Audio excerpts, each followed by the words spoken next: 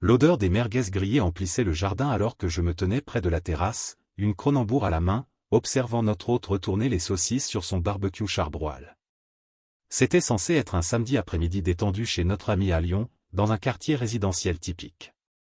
Une de ces journées où l'on oublie les tracas du bureau pour profiter d'un bon repas et d'une compagnie encore meilleure. Cette quiétude vola en éclats en un instant.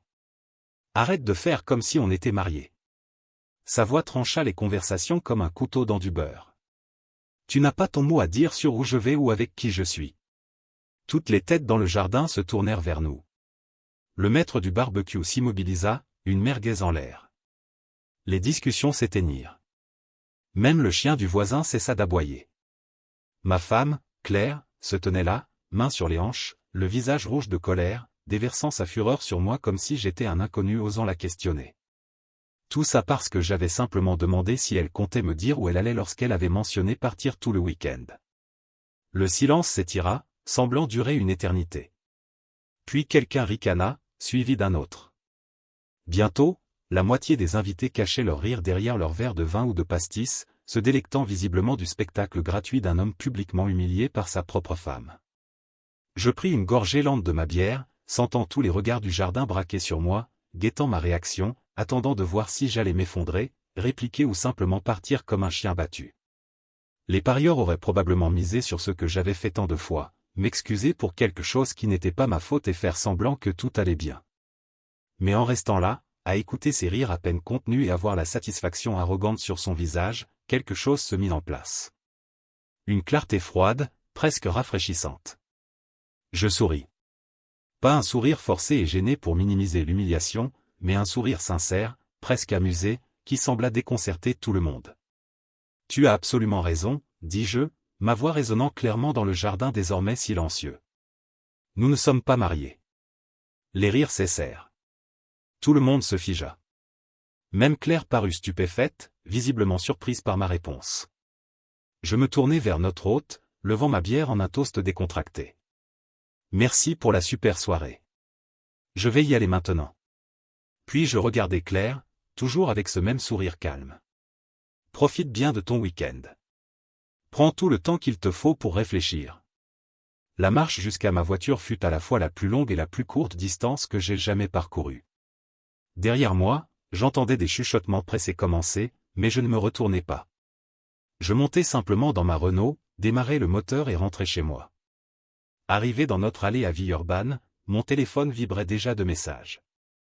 Certains venaient d'amis présents à la soirée, demandant si j'allais bien, d'autres de Claire, exigeant de savoir ce que je voulais dire par ce commentaire. Je les ignorais tous. Je restai un moment dans ma voiture, moteur éteint, regardant la maison que nous partagions depuis 3 ans. Une maison où, depuis des mois, elle me traitait comme un invité indésirable. Chaque conversation était devenue une lutte de pouvoir, chaque suggestion de ma part était perçue comme une attaque contre son indépendance. Elle voulait jouer à la célibataire? Très bien. Je sortis mon téléphone et passai le premier appel. Le serrurier pouvait être là lundi matin, juste après son départ pour son week-end de réflexion. Lorsqu'elle reviendrait, elle découvrirait exactement ce que signifiait être célibataire. L'ironie ne m'échappait pas. Pendant des mois, elle avait repoussé les limites, testant jusqu'où je tolérerais son manque de respect. Chaque fois que j'essayais d'aborder le sujet, elle me faisait passer pour le méchant, comme si attendre un minimum de courtoisie de la part de ma femme était déraisonnable. Eh bien, elle était allée trop loin, et elle l'avait fait devant tous nos proches. En entrant dans la maison, je pouvais déjà imaginer son visage lorsqu'elle essaierait sa clé et découvrirait qu'elle ne fonctionnait plus. Quand elle verrait ses affaires soigneusement emballées, attendant sur la pelouse. Quand les voisins lui expliqueraient pourquoi son ex-mari avait décidé de lui donner exactement ce qu'elle avait demandé. Mon téléphone vibra encore un autre message d'elle, avec plus de points d'interrogation et de majuscules. Je l'éteignis et me dirigeai vers la cuisine pour prendre une autre bière. Après tout, un week-end chargé m'attendait. Des appels à passer, des arrangements à organiser, et un message très clair à préparer. Le lundi arriva avec la précision d'une opération militaire. Claire était partie à 6 heures pour son week-end, traînant une valise surdimensionnée et marmonnant qu'elle avait besoin d'espace pour évaluer notre relation. Dès que sa voiture disparut au coin de la rue, je composai le numéro du serrurier. « Pouvez-vous être là pour 8 heures ?» demandai-je. bien sûr. Changement de serrure standard. Toutes les portes, entrée, arrière, garage. Je voulais du solide. À 7h45, j'étais dans l'allée avec une tasse de café grand-mère, regardant la camionnette du serrurier arriver. Le technicien, un homme d'âge moyen aux mains calleuses et à l'attitude pragmatique, me jaugea d'un regard et hocha la tête, comme s'il avait vu ce scénario 100 fois.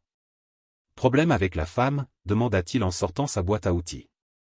Problème d'ex-femme, corrigeai-je. Son sourire entendu en disait long sur la fréquence de ce genre de situation. Pendant qu'il travaillait sur les serrures, je lançai la phase 2. 3 ans de mariage avaient accumulé beaucoup d'affaires, et je n'allais pas jeter les siennes dans des sacs poubelles comme un adolescent en colère. Non, il fallait que ce soit fait correctement, de manière professionnelle, irréfutable. Je me rendis à Leroy Merlin et achetai 20 cartons de déménagement, du ruban adhésif et du papier bulle. Si elle voulait prétendre que j'étais déraisonnable, elle devrait expliquer pourquoi ses vêtements étaient soigneusement pliés, ses photos emballées avec soin, et tout organisé par catégorie. L'ironie me frappa alors que je chargeais les cartons dans mon caddie. Il y a 3 mois, quand j'avais suggéré qu'on discute de nos problèmes de communication, elle avait ri et dit que j'étais dramatique. Quand j'avais demandé si on pouvait établir des limites de respect dans notre relation, elle m'avait accusé d'être contrôlant. Mais annoncer à un jardin plein d'amis que nous n'étions pas vraiment mariés? Ça, c'était juste elle, honnête sur ses sentiments. De retour à la maison, le serrurier terminait la porte d'entrée. Nouvelle serrure, nouvelle poignée, nouvelle clé qu'elle n'avait jamais touchée. Il me tendit le trousseau avec un grognement satisfait. Ces serrures sont du solide, qualité militaire. Personne n'entre sans votre permission. Je le payai en liquide avec un généreux pourboire. Merci pour le travail rapide. À votre service. Bonne chance. Alors que sa camionnette s'éloignait, je me tenais sur le perron, regardant la maison avec un regard nouveau. Pour la première fois depuis des mois, elle semblait m'appartenir à nouveau. Plus besoin de marcher sur des œufs, de douter de chaque décision, de me sentir comme un locataire agaçant. La phase 3 nécessitait un appel que je repoussais depuis des semaines. L'avocat spécialisé en divorce m'avait été recommandé par un collègue qui avait traversé une séparation compliquée l'année précédente. Les honoraires de consultation étaient élevés, mais sa réputation pour régler les choses discrètement et efficacement valait chaque centime. Je veux déposer une demande de divorce, lui dis-je lorsqu'il décrocha. Ma femme a clairement dit devant témoin qu'elle ne nous considère pas mariés. Je la prends au mot. À quel point était-ce clair, demanda-t-il. Assez pour que j'aie plusieurs témoins qui l'ont entendu dire que nous ne sommes pas mariés et que je n'ai pas mon mot à dire sur ces décisions. L'avocat rit. C'est ce qu'on appelle une déclaration contre son propre intérêt. Quand pouvez-vous passer? Cet après-midi, ça vous va? Parfait. Apportez tous les documents que vous avez, relevés financiers, certificat de mariage, preuve de biens séparés. Et si vous avez des messages ou emails où elle exprime cette attitude, apportez-les aussi. Oh, j'avais des messages. Des mois de conversation par SMS où elle avait clairement dit que le mariage n'était qu'un bout de papier et que son indépendance comptait plus que nos engagements. Je passai l'après-midi dans son bureau, examinant tout méthodiquement. Il prit des notes, posa des questions précises et hocha la tête avec approbation en voyant les captures d'écran. Elle a rendu ça remarquablement simple, dit-il, s'adossant à son fauteuil en cuir. D'habitude, ces affaires traînent avec des disputes interminables. Mais quand quelqu'un répète qu'il ne se considère pas lié par les vœux du mariage, devant témoin. Combien de temps avant que les papiers ne soient prêts? Je peux les préparer d'ici mercredi, déposer jeudi. Elle sera notifiée d'ici vendredi. Timing parfait. Elle serait de retour de son week-end de « réflexion », juste à temps pour découvrir ce que la réflexion signifiait vraiment. Ce soir-là, dans ma maison nouvellement sécurisée, je mangeais un kebab de chez notre traiteur préféré et planifiais la phase finale. L'emballage prendrait la majeure partie de la journée de mardi. Ses vêtements, chaussures, maquillage, livres tout ce qui était clairement à elle. Je serais méthodique, juste, raisonnable. Après tout, elle avait passé des mois à me dire que je ne comprenais pas ce que signifiait le mariage, que j'étais trop contrôlant pour attendre un minimum de respect, que sa liberté était plus importante que notre partenariat. Demain, elle commencerait à apprendre ce que la vraie liberté impliquait. Mon téléphone resta silencieux toute la soirée. Pas de texto d'excuses. Pas de remords concernant son escapade du week-end. Juste un calme béni dans une maison qui semblait enfin paisible à nouveau. J'ouvris une lèvre et m'installai sur la terrasse, regardant le coucher de soleil. Pour la première fois depuis des mois, je ne me demandais pas dans quelle humeur elle serait à son retour. Je ne calculais pas quel sujet risquait de déclencher une nouvelle leçon sur son indépendance. Elle voulait être célibataire? Mission accomplie. Je me réveillai avec une clarté qui vient d'avoir un but précis. Le café avait meilleur goût. La douche était plus revigorante. Même les infos matinales semblaient moins déprimantes. Aujourd'hui était le jour de l'exécution. Je commençai par son armoire. 3 ans de vêtements de créateur, de chaussures qui coûtaient plus cher que les mensualités de voiture de la plupart des gens, et assez de maquillage pour approvisionner une parfumerie. Tout fut rangé dans des cartons avec une précision militaire. Les vêtements soigneusement pliés, les chaussures emballées dans du papier de soie, les bijoux sécurisés dans des boîtes rembourrées. Si quelqu'un remettait en question mes méthodes plus tard, il devrait admettre que j'avais traité ces affaires avec plus de soin qu'elle n'en avait eu pour notre mariage. L'ironie me frappa en emballant sa collection de livres de développement personnel, comment obtenir ce que vous voulez dans la vie, poser des limites avec les personnes toxiques, l'art de se moquer de ce que pensent les autres. Apparemment, elle se préparait pour ce moment depuis plus longtemps que je ne l'avais réalisé. À midi, j'avais 15 cartons soigneusement empilés dans le salon. Chacun étiqueté au marqueur noir, vêtements, chaussures, livres, effets personnels. Pas de gribouillis rageurs, pas de commentaires mesquins, juste une organisation nette et professionnelle, impossible à critiquer. La phase 2 nécessita un aller-retour à Carrefour pour acheter une bâche bleue. La météo prévoyait un ciel dégagé jusqu'à vendredi, mais je ne prenais aucun risque avec ces appareils électroniques. Je ne voulais pas d'une plainte pour dommages causés par l'eau sur son MacBook. J'étendis la bâche sur la pelouse devant la maison, comme pour organiser la brocante la plus ordonnée du monde. Puis vinrent les cartons, soigneusement disposés pour être visibles depuis la rue, mais protégés des intempéries. Son tapis de yoga fut posé sur une pile, les coussins décoratifs qu'elle avait insisté pour acheter pour le canapé sur une autre. Les voisins observaient. Madame Dupont, de l'autre côté de la rue, était postée à sa fenêtre depuis 20 minutes, prenant probablement des notes mentales pour le prochain apéro du quartier. 2 maisons plus loin, le retraité qui promenait son chien devant chez nous tous les jours ralentissait considérablement son pas parfait. Plus il y avait de témoins, mieux c'était. À 14 heures, je frappai à la porte de Madame Dupont. Elle ouvrit avec l'expression impatiente de quelqu'un qui attendait ce moment précis. « Bonjour, Madame Dupont. Juste pour vous prévenir que ma femme déménage. Si elle passe à son retour et pose des questions, vous pouvez lui dire que son ex-mari a dit qu'elle voulait être célibataire. » Ses yeux s'écarquillèrent. « Oh mon Dieu! Vous êtes sûr de ça, mon cher ?» Elle a été très claire samedi au barbecue, en disant que nous n'étions pas vraiment mariés. Je m'assure juste que sa situation de logement corresponde à son statut de couple. Madame Dupont hocha lentement la tête, le genre de hochement qui disait qu'elle avait entendu tous les détails du drame de samedi via le réseau de commérage du quartier. Eh bien, si c'est ce qu'elle veut.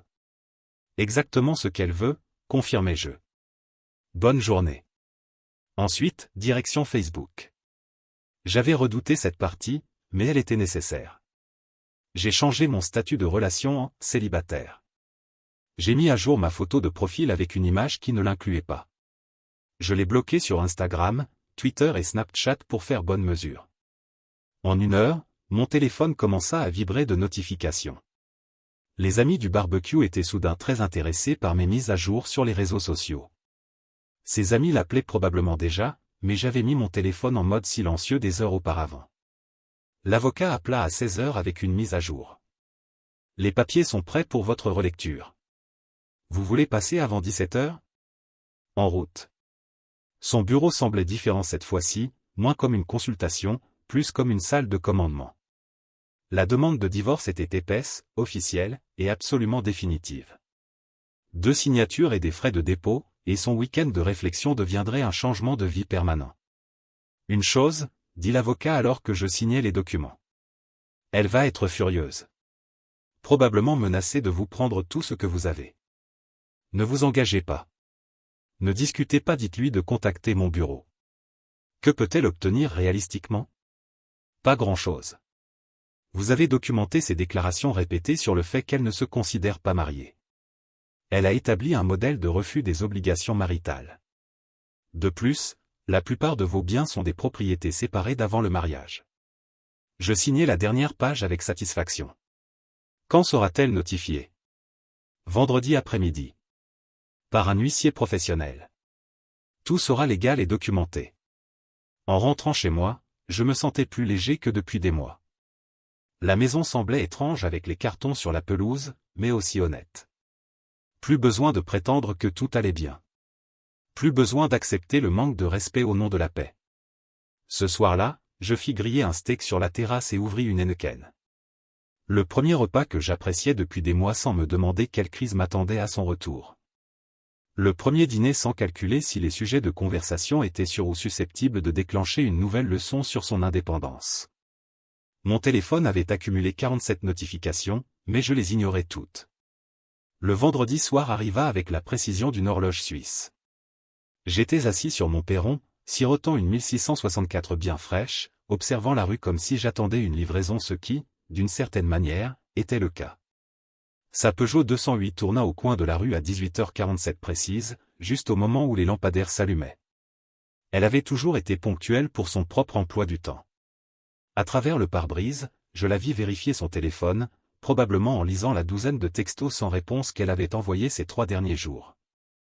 La voiture ralentit en approchant de l'allée, puis s'arrêta complètement. Même à 15 mètres, je pouvais voir le moment exact où son cerveau enregistra ce qu'elle voyait. Sa bouche s'ouvrit. Elle se pencha en avant contre le volant, fixant l'arrangement soigné des cartons couvrant notre pelouse comme la brocante la plus organisée du monde. Elle resta là 1 minute entière, moteur allumé, essayant de comprendre la scène. Puis la portière claqua, et elle marcha vers la maison avec cette démarche déterminée que je reconnaissais comme synonyme de problème. « C'est quoi ce bordel ?» cria-t-elle, gesticulant sauvagement vers les cartons. « Pourquoi mes affaires sont-elles sur la pelouse ?» Je pris une autre gorgée de bière, restant exactement où j'étais sur le perron. « Tes affaires sont là où elles doivent être.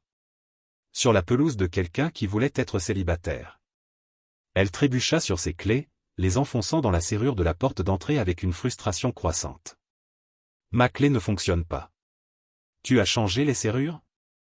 Pourquoi ta clé fonctionnerait-elle ? Tu ne vis plus ici. » La couleur quitta son visage alors que la réalité commençait à s'installer. « Tu ne peux pas juste me virer. C'est ma maison aussi. » « En fait, dis-je en me levant lentement, cette maison appartient à quelqu'un qui croit en le mariage. Tu as été très clair sur le fait que ce n'était pas toi. » Avant qu'elle ne puisse répondre, Madame Dupont apparut de l'autre côté de la rue, comme si elle attendait ce moment précis, ce qui, connaissant Madame Dupont, était probablement le cas. « Excusez-moi, ma chère, » appela-t-elle d'une voix douce.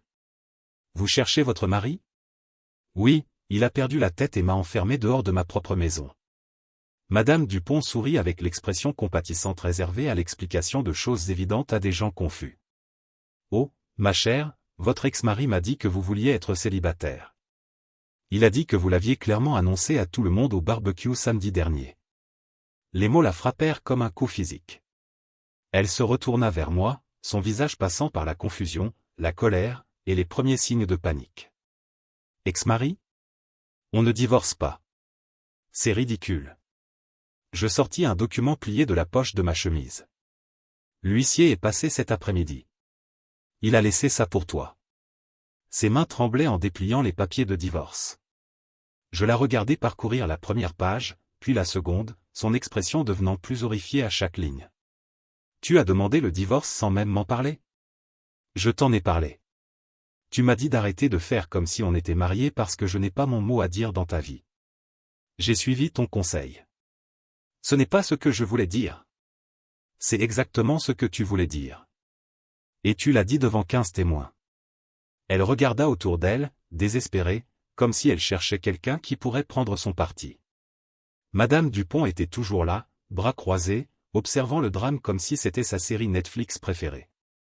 2 autres voisins étaient apparus sur leur perron, profitant visiblement du spectacle gratuit. « Tu ne peux pas faire ça, » dit-elle, la voix brisée. « C'est insensé. J'étais juste énervé par quelque chose de stupide. Les gens disent des choses qu'ils ne pensent pas quand ils sont en colère. » Je terminai ma bière et posai la bouteille vide sur la rambarde du perron. Tu n'étais pas en colère samedi. Tu faisais une déclaration très claire et très publique sur ce que tu penses de notre mariage. Mais je t'aime. Les mots flottaient entre nous comme la fumée d'un feu de camp. Il y a 3 jours, ils auraient peut-être eu un sens. Il y a 3 jours, j'aurais peut-être été assez désespéré pour y croire. Maintenant, ils sonnaient creux. Aimé, ris-je, et ça sortit plus froid que je ne l'avais prévu. Tu aimes la sécurité d'avoir quelqu'un à blâmer pour tes problèmes. Tu aimes avoir quelqu'un à traiter comme un colocataire qui dépasse parfois les bornes. Ce n'est pas de l'amour. Elle tenta une autre approche, s'avançant avec des larmes commençant à se former. S'il te plaît, on peut entrer et en parler. Comme des adultes. Les adultes ne humilient pas leurs conjoints en public. Les adultes n'annoncent pas à une foule que leur mariage n'a pas d'importance. Les adultes ne passent pas 3 jours à ignorer les appels et les messages de leur mari. J'avais besoin d'espace pour réfléchir. Eh bien, félicitations. Tu as tout l'espace que tu voulais. Elle se tenait là, dans l'allée, regardant tour à tour moi et ses affaires éparpillées sur la pelouse. La femme confiante qui avait déclaré notre mariage insignifiant devant nos amis avait disparu, remplacée par quelqu'un qui commençait enfin à comprendre les conséquences de ses paroles. « Où suis-je censé aller ?» demanda-t-elle doucement. Je haussai les épaules. Au même endroit où tu comptais aller quand tu as dit à tout le monde que nous n'étions pas mariés. Au même endroit où tu allais quand tu as décidé que mon opinion ne comptait pas. Madame Dupont s'éclaircit la gorge depuis l'autre côté de la rue.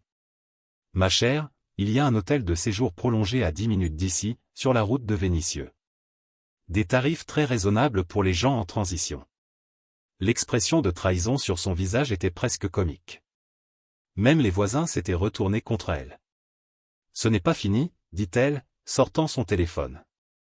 Je vais appeler mon avocat. Bonne idée, répondis-je. Dis-leur de contacter Dupont et Associés. Ils géreront tous les détails. Alors qu'elle cherchait dans ses contacts avec des doigts tremblants, je retournai vers ma porte d'entrée. Derrière moi, je l'entendais commencer à passer des appels frénétiques, probablement à des amis qui avaient assisté à sa performance de samedi et qui auraient du mal à expliquer pourquoi ils devraient compatir maintenant. Je m'arrêtai à la porte et jetai un dernier regard en arrière. Elle se tenait au milieu de ses affaires, téléphone collé à l'oreille, ressemblant exactement à ce qu'elle avait affirmé vouloir être, célibataire. Le samedi matin apporta l'inévitable tempête. Mon téléphone commença à sonner à 7 heures, et quand je ne répondis pas, elle passa à la porte d'entrée. Les coups étaient si agressifs que je crus qu'elle pourrait endommager la nouvelle serrure. J'ouvris la porte, une tasse de café frais à la main, encore en pyjama, l'air d'un homme qui avait dormi paisiblement pour la première fois depuis des mois. Parce que c'était le cas. Il faut qu'on parle, annonça-t-elle, me bousculant pour entrer dans la maison. Tout ça est allé trop loin. Je fermai la porte et m'adossai contre elle, la regardant faire les 100 pas dans le salon comme un animal en cage. Elle avait clairement passé la nuit à l'hôtel de séjour prolongé recommandé par Madame Dupont, et ça n'avait pas amélioré son humeur. « Assieds-toi, dis-je, désignant le canapé. Tu veux un café ? Je ne veux pas de café. Je veux que tu expliques pourquoi tu as perdu la tête. Je m'assis dans mon fauteuil, celui qu'elle avait toujours dit rendre le salon trop masculin, et pris une gorgée lente. Je n'ai rien perdu. J'ai gagné en clarté. Clarté ? Tu appelles détruire notre mariage de la clarté ? Je n'ai pas détruit notre mariage. Tu as annoncé qu'il était déjà détruit. Tu te souviens ? Arrête de faire comme si on était mariés étaient tes mots exacts. Elle s'arrêta de faire les 100 pas et me fixa avec une desperation que je n'avais jamais vue auparavant. J'étais en colère. Les gens disent des choses stupides quand ils sont énervés. Tu ne peux pas baser des décisions qui changent une vie sur une dispute. Une dispute, ris-je. Permets-moi de rafraîchir ta mémoire. Il y a 3 semaines, tu m'as dit que je t'étouffais en proposant qu'on dîne ensemble. Il y a 2 semaines, tu m'as accusé d'être possessif parce que je me demandais pourquoi tu envoyais des messages à minuit. Le mois dernier, tu as dit à ta sœur au téléphone que le mariage n'était qu'un bout de papier. Son visage s'empourpra. Tu l'écoutais aux portes. J'étais dans la même pièce. Tu n'as pas vraiment chuchoté. Elle tenta une autre stratégie, s'asseyant au bord du canapé et se penchant en avant avec ce que je reconnaissais comme sa voix, soyons raisonnables. Écoute, peut-être que j'ai été stressé ces derniers temps. Peut-être que j'ai dit des choses que je n'aurais pas dû, mais on peut surmonter ça. Les couples vont en thérapie tout le temps. La thérapie, c'est pour les couples qui veulent être mariés. Tu as clairement dit que ce n'était pas ton cas. Ce n'est pas vrai. Je sortis mon téléphone et fis défiler jusqu'à un texto qu'elle avait envoyé il y a 2 mois. Citation, je n'ai jamais demandé à être enchaîné comme ça. Certains d'entre nous valorisent leur indépendance plus que des contrats sociaux dépassés. Fin de citation. La couleur quitta son visage. Tu as gardé ça? J'ai tout gardé. C'est incroyable la clarté qu'on obtient quand quelqu'un vous montre exactement ce qu'il pense de votre relation. Elle se leva à nouveau, des larmes commençant à se former. S'il te plaît, je sais que j'ai été difficile ces derniers temps, mais je t'aime. Je ne veux pas te perdre. Tu ne m'aimes pas. Tu aimes la commodité d'avoir quelqu'un à blâmer quand la vie devient compliquée. Tu aimes avoir un filet de sécurité pendant que tu cherches ce que tu veux vraiment. Ce n'est pas de l'amour. C'est utiliser quelqu'un. Ce n'est pas juste. Juste? Je posai mon café et la regardai directement. Était-ce juste quand tu m'as fait passer pour un mari contrôlant devant tous nos amis? Était-ce juste quand tu as passé des mois à me faire sentir que vouloir un minimum de respect était mal? Était-ce juste quand tu as annoncé à un jardin plein de gens que notre mariage ne signifiait rien pour toi? Elle ouvrit la bouche, puis la referma, visiblement en peine de trouver un argument qui ne sonne pas ridicule. Je veux rentrer à la maison, dit-elle enfin, sa voix à peine audible. Ce n'est plus chez toi. Chez toi, c'est là où vivent les célibataires. Les larmes coulèrent pour de vrai alors, mais j'avais déjà vu cette performance. À chaque dispute ces 6 derniers mois, les larmes arrivaient pile au moment où elle réalisait que ses tactiques habituelles ne fonctionnaient pas. Tu es cruel, sanglota-t-elle. J'ai fait une erreur. Je suis désolé. Ça ne suffit pas? Désolé pourquoi exactement? Désolé d'avoir été prise sur le fait? Désolé qu'il y ait des conséquences. Ou désolé d'avoir vraiment pensé chaque mot que tu as dit sur le fait de ne pas vouloir être marié? Je suis désolé de t'avoir blessé. Non, tu es désolé que j'ai arrêté de l'accepter. Mon téléphone sonna. C'était sa mère, probablement pour me faire la leçon sur mon comportement déraisonnable. Je refusai l'appel. Ta famille n'arrête pas d'appeler ce matin, dis-je. Ta sœur a laissé un message vocal disant que je jetais quelque chose de magnifique. Ta mère veut qu'on parle de régler les choses comme des adultes. Ils ont raison. On peut réparer ça. Il n'était pas là samedi quand tu as annoncé à tout le monde que nous n'étions pas vraiment mariés. Ils ne t'ont pas entendu rire quand les gens trouvaient ça drôle que ton mari veuille un minimum de considération. Ils ne savent pas pour les mois où j'ai été traité comme trop exigeant pour attendre de ma femme qu'elle agisse comme si elle voulait être mariée. Elle essuya ses yeux avec le dos de sa main, laissant des traces de mascara sur sa joue. Que veux-tu de moi? Que puis-je faire pour réparer ça? Rien. Tu ne peux pas effacer ce que tu as dit. Tu ne peux pas défaire des mois à me traiter comme un inconvénient. Tu ne peux pas prétendre que tu ne pensais pas exactement ce que tu m'as dit tout ce temps. Mais les papiers du divorce, on n'est pas obligé d'aller jusqu'au bout. On peut arrêter ça maintenant. Je me levai et marchai jusqu'à la fenêtre, regardant la rue où quelques-uns de ces cartons attendaient encore d'être récupérés. Tu sais ce qui est drôle? Pendant des mois, je me suis dit que si je faisais plus d'efforts, si je te donnais plus d'espace, si j'arrêtais d'attendre autant, peut-être que tu te rappellerais pourquoi tu m'as épousé au début.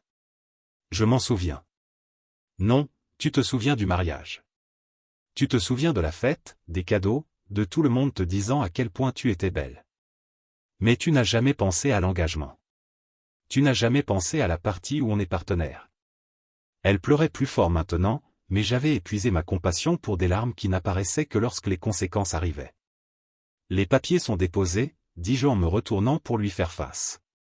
Les serrures sont changées. Tes affaires sont emballées. Tu as obtenu exactement ce que tu as demandé devant tout le monde. Félicitations pour ton indépendance. Elle me fixa longuement, probablement en attendant que je craque, que je montre un signe que tout cela n'était qu'un bluff élaboré pour la faire changer de comportement. Mais je ne bluffais pas. Et elle commençait enfin à comprendre que l'homme qui avait toléré des mois de manque de respect était parti, remplacé par quelqu'un qui savait exactement ce qu'il valait. Ce n'est pas toi, dit-elle désespérément. Tu n'es pas aussi froid. Tu as raison. L'homme que tu as épousé n'était pas froid. Mais tu as passé des mois à lui apprendre que la chaleur était une faiblesse. Considère ceci comme son jour de remise de diplôme. 3 semaines plus tard, j'étais assis à une table dans un coin d'un restaurant le Bistrot Lyonnais, observant Claire à l'autre bout de la salle, essayant d'expliquer à nos amis communs pourquoi elle méritait de la sympathie. La conversation ne semblait pas bien se passer pour elle. J'étais venu pour un burger et une bière tranquille après le travail, sans m'attendre à croiser la moitié des gens présents à ce barbecue fatidique. Mais la vie a parfois un sens de l'humour. Elle appelle tout le monde, dit mon ami du barbecue, se glissant sur le siège en face de moi, et essayant de rallier les gens à sa cause. Le problème, c'est qu'on a tous entendu ce qu'elle a dit ce jour-là. Et ça marche comment pour elle? À peu près aussi bien que tu l'imagines.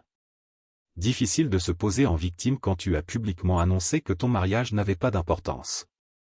Il prit une gorgée de sa Grimbergen. Au fait, ma femme voulait que je te dise que ce que tu as fait était légendaire. Elle utilise ton histoire comme exemple chaque fois que ses amis se plaignent que leur mari ne se défende pas. Je jetai un œil à sa table. Elle gesticulait de manière dramatique, probablement en expliquant à quel point j'avais été déraisonnable. Les 3 femmes assises avec elle semblaient plus mal à l'aise que compatissantes. En parlant de se défendre, continua-t-il, comment tu gères l'après? Ce genre de choses peut devenir compliqué. Étonnamment propre, en fait. L'avocat a dit que c'était l'un des divorces les plus simples qu'il ait géré. Quand quelqu'un passe des mois à documenter son propre désintérêt pour le mariage, il n'y a pas grand-chose à débattre. Mon téléphone vibra. Un message d'un numéro que je ne connaissais pas. Je l'ouvris et trouvai un texto d'une femme qui était au barbecue, quelqu'un que je n'avais rencontré que brièvement ce jour-là. Salut, j'espère que ce n'est pas bizarre, mais j'ai repensé à ce qui s'est passé à la soirée. Ça te dirait un café un de ces jours? Tu sembles être quelqu'un qui sait ce qu'il veut. Je montrai le message à mon ami, qui manqua de s'étouffer avec sa bière en riant. Mec, t'es devenu une sorte de héros populaire. Les femmes parlent de combien c'est rafraîchissant de voir un mec qui ne tolère pas le manque de respect. Tu vas avoir plus d'options de rendez-vous que tu ne sauras quoi en faire. Il n'avait pas tort. Ces 3 dernières semaines, j'avais reçu des messages similaires de 4 femmes différentes. Apparemment, voir quelqu'un refuser d'être un paillasson était plus attirant que je ne l'avais réalisé. Le divorce avait été finalisé hier. Propre, simple, exactement ce qu'elle avait prétendu vouloir. Elle avait obtenu sa liberté. J'avais récupéré ma maison, ma tranquillité d'esprit et mon respect de moi-même. Le règlement financier avait été simple, car elle avait répété que le mariage n'était qu'un bout de papier. Le tribunal n'avait vu aucune raison de traiter notre bref mariage comme quelque chose de plus significatif que cela. Son avocat avait tenté de demander une pension alimentaire, mais face à des mois de messages où elle qualifiait le mariage de dénué de sens, le juge n'avait pas été impressionné. Et la maison, demanda mon ami. À moi avant le mariage, à moi après. Il s'avère que déclarer un mariage insignifiant ne vous donne pas droit à la moitié des biens de quelqu'un d'autre. De l'autre côté du restaurant, elle me regardait maintenant, probablement en réalisant que j'étais là. Je levai mon verre de bière en un toast moqueur, et son visage devint rouge vif. Froid, observa mon ami. Précis, corrigeai-je. Mon téléphone sonna. C'était mon avocat avec une mise à jour que j'attendais. L'ordonnance de restriction est passée, dit-il. Elle ne peut plus vous contacter directement. Toute communication doit passer par mon bureau. Qu'est-ce qui a motivé ça? Apparemment, elle a appelé votre travail, s'est pointée à des endroits où elle sait que vous allez, essayant de forcer des conversations. Le juge a estimé que ça constituait du harcèlement. Parfait. Même le système judiciaire avait reconnu ce que je savais depuis des mois, elle ne respectait pas les limites. Après avoir raccroché, je remarquai que sa table se dispersait. Ses amis ramassaient leurs sacs avec le langage corporel inconfortable de personnes qui en avaient assez du drame pour une soirée. Elle resta seule un moment, fixant son téléphone, probablement en train d'écrire un autre message à quelqu'un qui pourrait écouter son récit de victime. Tu sais ce qui est le plus drôle, dis-je à mon ami. Elle ne comprend toujours pas ce qu'elle a fait de mal. Elle pense que tout ça tourne autour d'une dispute à un barbecue. Ce n'était que la goutte d'eau, dit-il, hochant la tête. Elle a passé des mois à te montrer à quel point elle valorisait peu votre relation. Le barbecue, c'était juste la première fois qu'elle était honnête à ce sujet devant témoin. Il hocha la tête pensivement. Ma femme dit que tu es une inspiration pour les hommes mariés partout. La preuve qu'on n'a pas à accepter d'être traité comme un déchet juste parce qu'on a dit oui. En finissant mon burger, je réfléchis à combien ma vie s'était améliorée. Plus besoin de marcher sur des œufs face aux sautes d'humeur de quelqu'un. Plus besoin d'être sermonné sur le fait d'être trop exigeant pour vouloir un minimum de considération. Plus besoin de prétendre que le manque de respect constant était normal dans une relation saine. Ma maison était paisible. Mes amis me respectaient plus qu'ils ne l'avaient fait depuis des années. Mes performances au travail s'étaient améliorées sans le stress constant du drame relationnel. Même mon sommeil était meilleur. La femme du barbecue avait renvoyé un message. Je suis sérieuse pour ce café. Tu sembles être quelqu'un qui connaît sa valeur. Je répondis, samedi après-midi, ça te va? Je connais un super endroit à la Pardieu. Sa réponse arriva immédiatement. Parfait. J'aime un homme qui prend des décisions. Je souris et rangeai mon téléphone. De l'autre côté du restaurant, elle rassemblait enfin ses affaires pour partir, les épaules affaissées par la défaite. Elle rentrerait probablement dans l'appartement qu'elle avait loué et passerait la soirée à appeler des gens qui, petit à petit, cesseraient de répondre à ses appels. En marchant vers ma voiture, je pensais à l'homme que j'étais il y a 6 mois.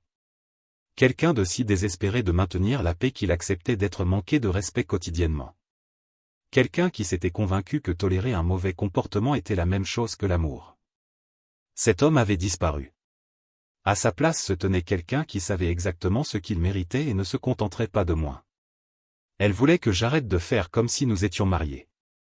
Mission accomplie. Et il s'avéra que la vie de célibataire me convenait parfaitement.